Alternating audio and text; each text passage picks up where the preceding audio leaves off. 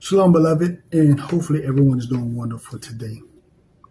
It's wonderful, family. It's beautiful to see, our family and friends and different brothers and sisters, organizations, assemblies, camps, and whatnot come back to worship the Most High by not only following the law, statutes, and commandments, but meeting up at the Most High's appointed days, right? Coming to honor the Most High's moeds, his feast days. Though we may celebrate them, at different times, some last week, some this week, some even next week, but it's okay, right? We're trying our best, and the Messiah Hamashiach will get those things straight that we don't have. We're not here to be a stumbling block to one another, right? But to give support and encourage, and if at all possible, even enlighten, right? But we have to be careful that we don't be a stumbling block or sow seeds of discourse. This system has done a wonderful job, a masterful job of already doing that. Which brings me to, again, while making this video, not only to, talk about, the moed, the appointed days, the feast, whether it's memorial of blowing of trumpet or Day of Atonement, tabernacles, or even dealing with the spring feast days, Passover, unleavened bread, Feast of Weeks, first fruit, what have you. It's not for us to be a stumbling block to one another, but try to help each other as much as possible. And when the Most High is ready for us to see it, we'll see certain things that we're maybe missing or we're off on, But for the most part, the Messiah is going to straighten all that out, right? But because we know in part, we prophesied in part.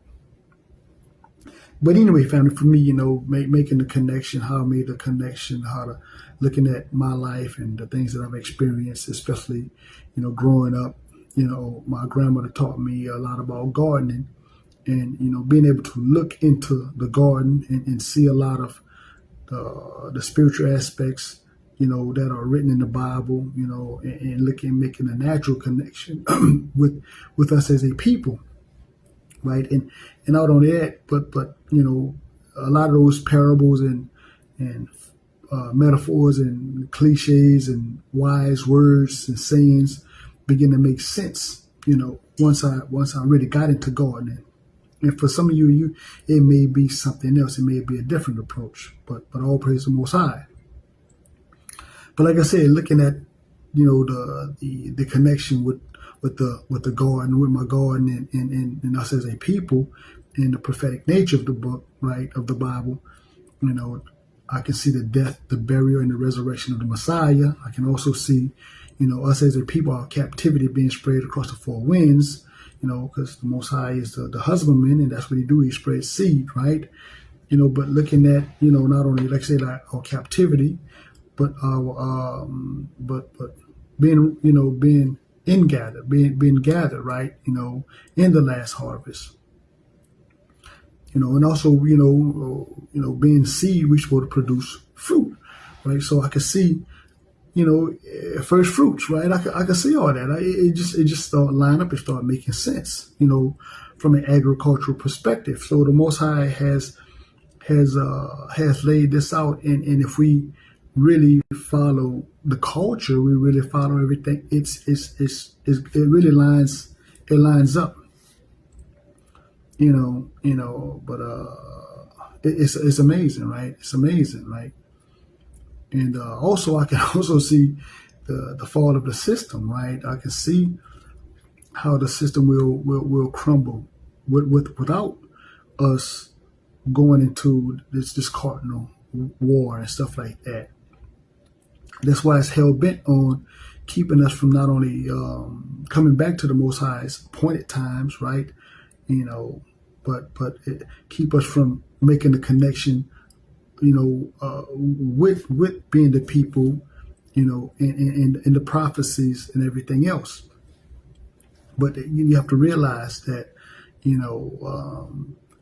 this system is going to reap what it sow, because, that free labor that it had never paid, our ancestors, again, you can't break those principles, not paying a man for his work, right? You can not only do that, but you're supposed to set the captives free after a certain time. And this place has not done that. This is why the 400-year captivity even makes sense, right? And dealing with a jubilee, so on and so forth. So I can see all these things, and especially dealing with, again, not only the gardening and the free labor and how this system, would not let us not only enjoy the fruits of our labor, right? They would not let us pass along that generational wealth to our children, or even get generational wealth from our ancestors. It's all by design, right? But they're gonna have to reap what they sow, even to the point where they even took the stranger, right? They brought the strangers into our communities and gave them the means and helped them out with building up, a way to not only build wealth in their communities, but even push the ideology that we're not hard workers and things of that nature. Because I've heard, some of these